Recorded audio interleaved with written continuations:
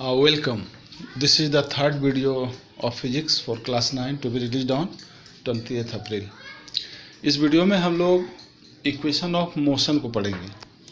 जैसा कि आपको पता है कि इक्वेशन ऑफ मोशन 3 है, वैसे तो 5 होता है लेकिन हमारे काम का भी यहाँ पर 3 ही है।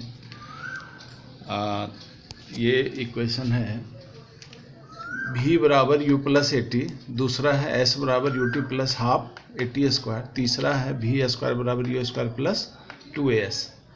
अब इसमें देखिए क्या क्या है। What much physical quantities are present here, look once. अब final velocity v, u initial velocity, acceleration और टाइम और डिस्टेंस ट्रेवल। s को डिस्टेंस ट्रेवल लिखा जाता है, s है डिस्टेंस ट्रेवल्ड है। तो इसमें 3 जो इक्वेशन है इसमें सब मिलाकर के 5 फिजिकल क्वांटिटी है, लेकिन एक में काउंट कीजिए 1 2 3 4, 1 2 3 4, टाइम यहाँ भी है यहाँ भी है, 1 2 3 4, 1 2 3 4, इसमें भी 4 क्वांटिटी है। यानी हर इक्वेशन में 4 फिजिकल क्वांटिटी है और इस तीनों में कितना फिजिकल क्वांटिटी इन्वॉल्व है, सब मिला करके 5। तो इस इक्वेशन से क्या बेनिफिट होगा? सबसे पहला बेनिफिट ये होगा कि अगर हर इक्वेशन में 4 फिजिकल क्वांटिटी है तो कोई भी 3 फिजिकल क्वांटिटी अगर पता है तो चौथा हम बैठे बैठे कागज़ पर कैलकुलेट कर लेंगे। पहला फ़ायदा ये है। दूसरा ये है कि पूरी दुनिया मोशन में, बिना मोशन का काम चलेगा नहीं।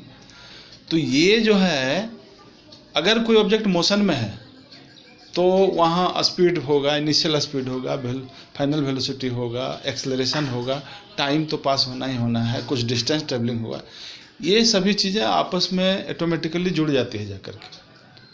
तो ये रिलेशन है, ये जो इक्वेशन है ये रिलेशन को बताता है। 4 फिजिकल क्वांटिटी की, हर इक्वेशन में 4 फिजिकल क्वांटिटी के बीच में एक रिलेशन स्थापित किया गया है। देखिए ये जो फर्स्ट रिलेशन है इसको रिलेशन बोलते हैं वेलोसिटी v बराबर u प्लस ए टी। इसको वेलोसिटी टाइम रिलेशन बोलते हैं। इसमें है और भी चीज़ है लेकिन इसका नाम होगा वेलोसिटी टाइम रिलेशन। दूसरा है s बराबर u t plus half a t square, तो इसको पोजीशन टाइम रिलेशन कहते हैं क्योंकि इसमें टाइम दिया हुआ है और s जो है डिस्टेंस ट्रेवल्ड है, तो डिस्टेंस से ही पोजीशन डिसाइडेड होगा। ये टाइम इसमें है और इसमें है। इसका मतलब ये जो है ना, टाइम फंक्शन होता है इसका, टाइम फंक्शन। और इसमें देखिए v square you square plus 2s, इसको वेलोसिटी पोजीशन रिलेशन बोलते हैं। माने इस चारों में जो प्राइम है वेलोसिटी और ट्रेवल डिस्टेंस। सो इस तीनों को हम इस नाम से जानेंगे। ऐसे तो फर्स्ट सेकंड थर्ड है ही, लेकिन velocity time relation, position time relation और वेलोसिटी पोजीशन रिलेशन के नाम से इसको जानेंगे। अब देखिए सवाल ये उठता है कि आया कहाँ से।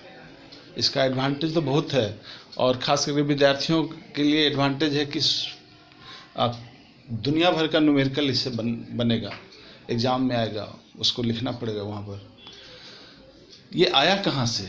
तो आया कहाँ से, तो ये बात तो बिल्कुल क्लियर है कि अगर ये सभी मोशन से रिलेटेड है तो वही आदमी इसको लाया होगा जो मोशन का अध्ययन कर रहा होगा, दूसरा तो कोई लाएगा नहीं। तो मोशन का अध्ययन करने वाले होंगे कोई जो इसको लिखे होंगे। तो 14वीं सेंचुरी में निकोलस ओरेस्मी नाम का एक साइंटिस्ट था, जो अभी पृथ्वी पर रिटन डॉक्यूमेंट अवेलेबल है उसके हिसाब से हम बोल रहे हैं। 14वीं सेंचुरी में, आज से 700 साल पहले उनके बारे में ये है कि वो अध्ययन करते थे मोशन का, लेकिन बहुत कुछ मोशन से रिलेटेड चीज़ वो नहीं बता सके।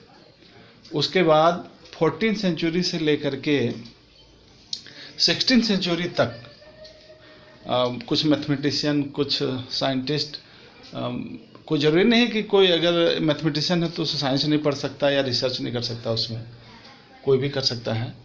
तो आर्किमिडीज का नाम सुना हुआ होगा, यूक्लिड का नाम सुना हुआ होगा। इस तरह के साइंटिस्ट भी उसमें लगे हुए थे मोशन को पढ़ने के लिए, लेकिन बहुत कुछ वो नहीं बता सके मोशन के बारे में। लेकिन फिर बाद में दो साइंटिस्ट ऐसे आए जो कि इसके बारे में बहुत कुछ बताया। पहला साइंटिस्ट देखिए कौन थे, आपको पता होगा इनके बारे में,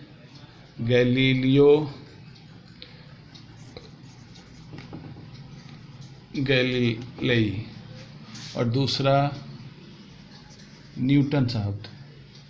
Galileo Italy, Newton United Kingdom यानी England. Date of birth Galileo का कब था? डेट ऑफ बर्थ गैलीलियो का था 15 फरवरी 1564, और ये मर गए थे कब?